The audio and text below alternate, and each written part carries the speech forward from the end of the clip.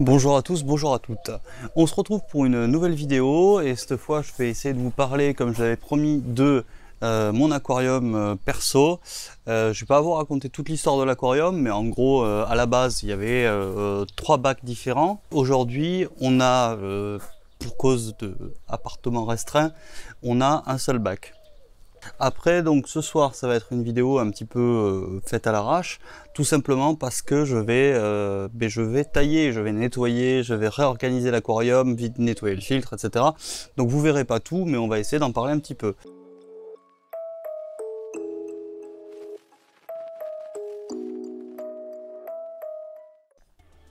Allez, du coup, on se retrouve devant l'aquarium en question. Je le disais tout à l'heure, c'est un 150 litres. Donc ce que je vais faire, c'est que je vais vous le présenter très rapidement, mais alors vraiment succinctement. On avait trois bacs à la base. Un communautaire avec des guppies, un avec nos amis Pelvicachromys steniatus et un nano. Bon, nano, ça impacte pas grand chose. Mais voilà. Donc l'idée c'était d'avoir un bac bien planté. Donc là, vous pouvez le voir, hein, il est bien planté, il n'y a pas de souci. Ce qui se passe, c'est que les guppies, donc ayant tendance à avoir des reproductions assez fréquentes, assez énormes, on a été obligé de mettre du prédateur. On pensait que les Taeniatus ici présents, hop, salut, hop, et Taeniatus allaient s'occuper des petits, mais ils s'en foutent et donc voilà, ils regardent pas. Du coup, on a rajouté 4 petits scalaires qui sont capables de s'occuper donc du coup des alevins. Donc ça fonctionne à peu près, je vois qu'il y a encore quelques-uns d'entre eux qui survivent. Mais bon voilà.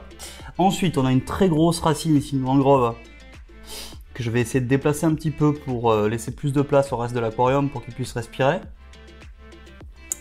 On a, je sais pas si on peut le voir, tac, juste derrière ici, un pléco commun, donc qui lui, on l'a eu voilà, tout petit comme ça, et donc il a grossi, il fait vraiment, il est très très gros, il doit faire 15 cm, donc voilà. Et donc l'idée ce soir, c'est vraiment de nettoyer le bac, nettoyer toutes ces plantes là, essayer de virer, je sais pas si vous voyez bien, mais virer au maximum les lentilles d'eau en fait qui sont à la surface. Alors c'est très bien, ça fait de l'ombre, c'est sympa et tout, mais ça se reproduit, enfin, ça se multiplie extrêmement vite. C'est-à-dire que là ça fait allez, une semaine que j'ai enlevé la totalité des lentilles. Donc là ça se reproduit, et du coup ça nous emmerde. Voilà, donc je vais essayer de modifier un petit peu tout ça, tailler certaines plantes, peut-être en enlever certaines, parce qu'il y en a qui sont énormes et qui empêchent les autres de se développer. Et on revient donc tout à l'heure pour essayer de voir un résultat. Allez va, ça vous permet de voir comment c'est quand on nettoie un peu un aquarium. C'est vrai que, et encore moi je suis pas un grand spécialiste, mais voilà, du coup on a fait le ménage, il y a encore pas mal de racines là qu'il va falloir que je réenterre après, mais voilà, on est pas mal. J'ai déplacé un petit peu la grosse racine de mangrove qu'il y avait en plein milieu, je l'ai déplacé un peu vers la gauche, et normalement ça devrait être sympa. Donc on se retrouve après moult petits soucis techniques. En fait le filtre donc, qui est ici m'a posé pas mal de problèmes, une pièce s'est cassée, etc. Donc j'ai dû la réparer, la remplacer, etc. Et donc du coup ça a mis un peu plus de temps. Donc après le nettoyage, après élagage, on peut voir qu'on a beaucoup moins du coup de plantes, un peu plus du coup de lumière sur le fond de l'aquarium, et un peu plus surtout d'espace pour que les plantes puissent correctement respirer. Donc ce que je vous avais pas montré la dernière fois, parce que j'ai pas eu le temps, c'est comment ça se passe. Donc on a, j'ai enlevé énormément de lentilles d'eau, mais il y en a encore énormément. On a 2 barres LED, et vous voyez donc les 2 tuyaux qu'il y a au fond correspondent aux entrées et sorties du filtre. Donc après, la grosse racine de mangrove ici qui était vraiment au milieu de l'aquarium se retrouve vers la gauche, et j'ai laissé derrière l'espace, plus d'espace possible, pour que le pléco puisse se déplacer. Et apparemment ça lui plaît bien, je sais pas si on va pouvoir le voir, mais il est là, hein, il se cache à l'ombre tranquille. Sachant que dans le filtre, j'avais du charbon que j'ai enlevé et que j'ai remplacé par de la ouate pour filtrer le maximum de petites particules. On a été rejoint par le chat, hein. Donc, si vous entendez des bruits, c'est normal, c'est le chat. Le chat. Le chat. Voilà. Donc, que dire de plus? Donc, je reviens sur la population de l'aquarium. Je pense que je vais me faire gronder, mais il y a beaucoup donc de poissons. Et encore, on a vraiment réduit le nombre. Il y a pas mal de guppies, 4 scalaires, un couple donc de cyclidés nains qui se terrent en général dans cette espèce de petite cavité là en plastique, voilà. Et après donc l'objectif était vraiment d'avoir un bac qui était vraiment planté. Donc ça intéresse beaucoup le chat évidemment. Donc le bac est bien planté. On a un groupe donc de néons, même si je sais pas si on voit bien, mais certains ont des petites maladies de nageoires, donc voilà. On a pas mal de guppies, certains sont assez beaux, d'autres pas trop. C'est de m'approcher un peu, je suis pas sûr qu'ils fassent bien la mise au point. Voilà, on a donc les 4 scalaires.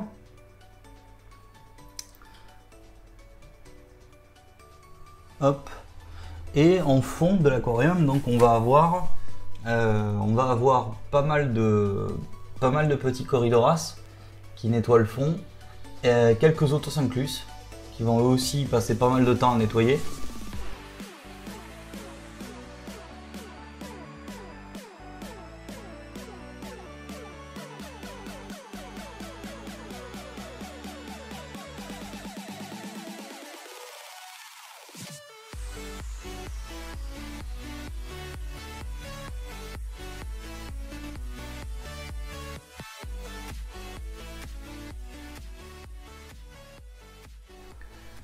Donc après je peux essayer de passer un petit peu derrière là, pour voir ce que ça donne.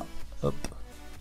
Derrière c'est pareil, j'ai essayé de faire du vide vraiment par là, ainsi que ici et là, pour que vraiment le pléco qui est assez grand puisse se déplacer sans être gêné par les plantes. Ok, donc on se retrouve pour une petite session nourrissage, pas du chat même si elle est très curieuse. Une session de nourrissage. Alors, moi, ce que je leur donne, ce sont des vers de vase que j'essaie d'alterner avec de l'artémias et évidemment alterner avec des paillettes lyophilisées classiques. Au maximum de leur donner le plus près possible. Tout simplement parce que avec cette population de guppies, il faut que tout le monde puisse manger à sa faim. Et je peux vous assurer qu'un cube ou deux, ça part très très vite. Donc on va essayer d'en donner pareil un peu par là. Hop.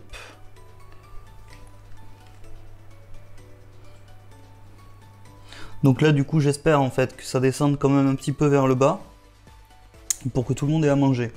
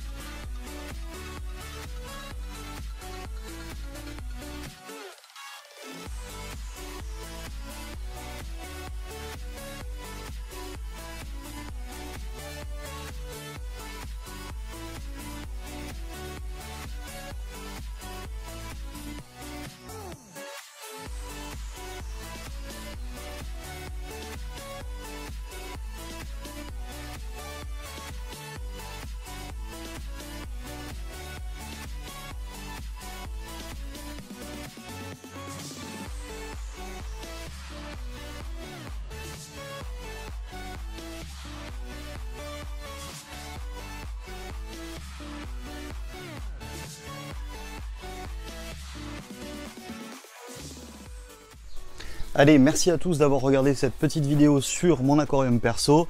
N'hésitez pas à lâcher un petit pouce bleu et à vous abonner si le contenu de la chaîne vous intéresse.